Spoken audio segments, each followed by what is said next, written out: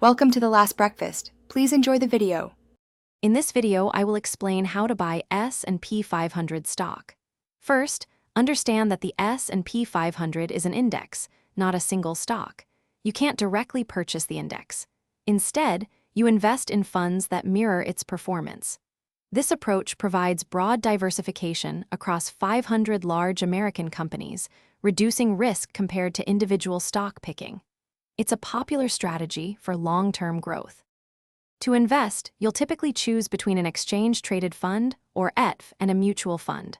Both aim to replicate the S&P 500's performance. ETFs trade like stocks throughout the day, offering flexibility. Mutual funds are priced once daily after the market closes.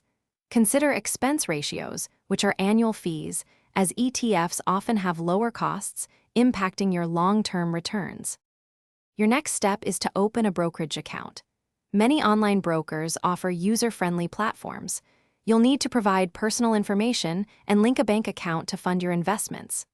Once your account is set up and funded, you can search for specific S&P 500 tracking ETFs or mutual funds. Look for funds with S&P 500 in their name or description.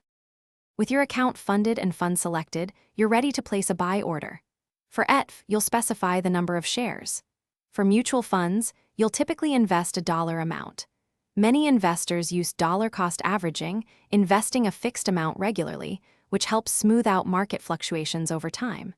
Remember to check the description for a link to the new Kindle Paperwhite and other great deals. This strategy can help you build wealth consistently. Thanks for watching. If this was helpful, leave a like and consider subscribing. See you next time.